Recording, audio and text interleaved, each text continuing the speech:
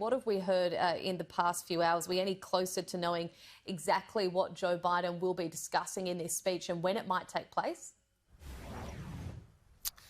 Well, to get even more specific on some of your details there, Charlotte, we've just been given an update when it comes to the figures in three of those most crucial states, being Pennsylvania, Georgia and Nevada. So Pennsylvania, Joe Biden has now stretched his lead by 17,012 votes to be precise. There's still less than 100,000 votes to count, but he stretched that lead, and on that momentum, you'd have to think that that would be enough to see him through. As for Nevada, his lead there has also stretched, Biden's, by 22,657. So that's his total lead in Nevada, 22,657.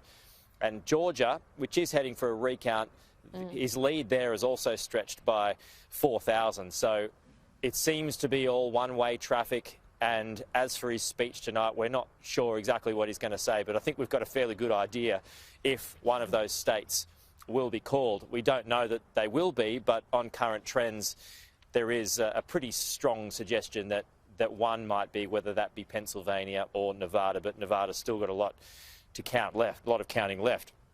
Donald Trump, he's watching this. He's been busy on the tweet just in the past hour or so.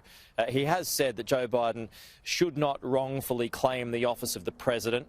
I could make that claim also. Legal proceedings are just now beginning. He tweeted that about an hour ago, and there's a new one that said, I had such a big lead in all of these states late into election night, only to see the leads miraculously disappear as the days went by. Perhaps these leads will return as our legal proceedings move forward. So he appears to be talking about Pennsylvania primarily there. He has spoken about this before, because on election night, Donald Trump surged to a lead of about 700,000.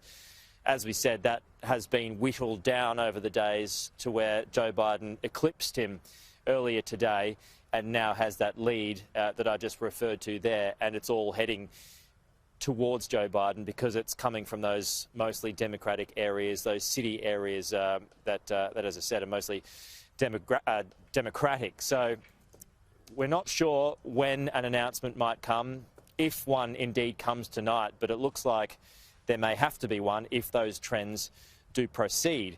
Earlier in the day, we heard from the mayor of Philadelphia. He's a Democrat, and he had these words for the president. You know, I think what the president needs to do is, frankly, put his big boy pants on. He needs to acknowledge the fact that he lost, and he needs to congratulate the winner, just as Jimmy Carter did, just as George H.W. Bush did, and frankly, just as Al Gore did, and stop this and let us move forward as a country. Now, there's been a lot of attention on the state of Georgia today. Georgia is usually a lock for the Republican Party. It's only turned to the Democrats once in the last 40 years, and that was when Bill Clinton picked it up in 1992, which makes this all the more interesting because things are so tight at the moment. But as I mentioned, Joe Biden has extended his lead to about 4,000 now.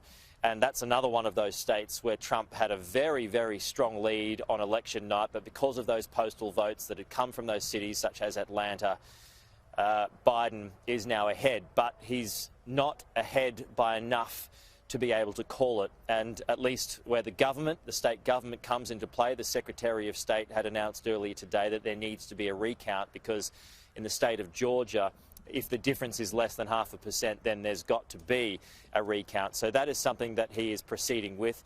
This is the Secretary of State a bit earlier. With a margin that small, there will be likely a recount in Georgia. And the final tally in Georgia at this point has huge implications for the entire country. The stakes are high and the emotions are high on all sides. We will not let those debates distract us from our work. We will get it right, and we will defend the integrity of our elections. Just extraordinary, isn't it? The state of Georgia has some 5 million votes that has been counted, and now there is such a small difference, just 4,000 deciding at the moment. So that gives you an idea of just how divided that state is. But it's so divided right across the country because there are so many states that are being separated by just a thin margin at the moment. Another one of them is over on the west. It's in Nevada, but again, Joe Biden has stretched his lead to some 20-odd thousand now, as I just referred to there. But they're very much on a go-slow at the moment because they're allowing postal votes that were posted on the day of the election, November 3. They're giving that a week for those votes to come in. But maybe it would have to be called to if all of this momentum just goes towards Joe Biden, because again, like Georgia, like Pennsylvania, it's coming from those mostly Democratic areas, and in Nevada, it's the cities such as Las Vegas that are going towards him at the moment. So all in all, there is no announcement just yet. Nothing is official, but Joe Biden, as he has done for the last couple of days, Charlotte, has all the momentum, and looking at these figures hour by hour, he seems to be increasing them enough. So now it's just a waiting game to see if that proceeds that way, that something is made official and a state at least, is called. Yeah, Pete, it's going to be very interesting to see what happens in the next few hours, I think, there.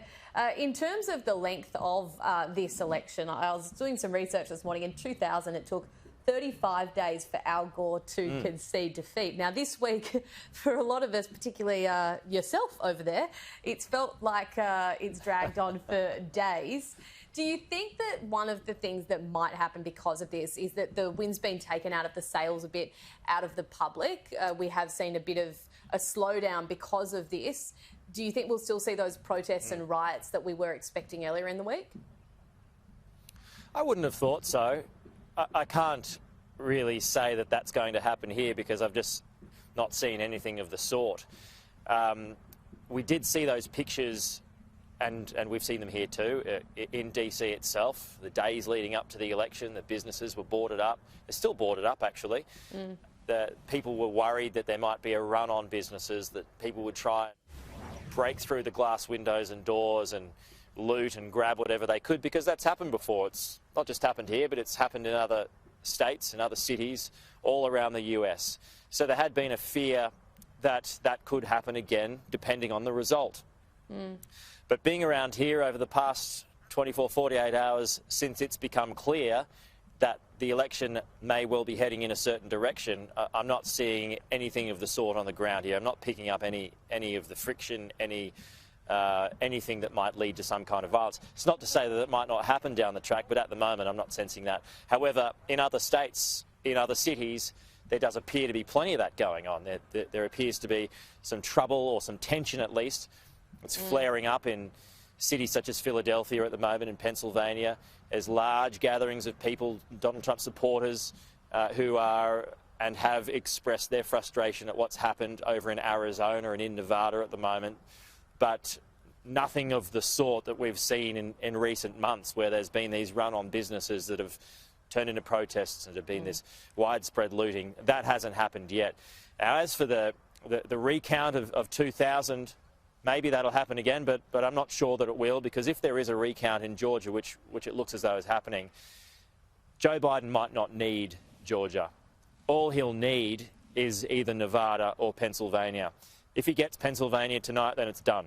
He'd be the president-elect, as long as these challenges don't proceed, which they might well do, but they may well be hard to argue. So if he picks up that 20, then that's enough for him to get through. If he picks up the 6 in Nevada, that's enough for him to get through, because he's so close. All he needs to do now is pick up that one state.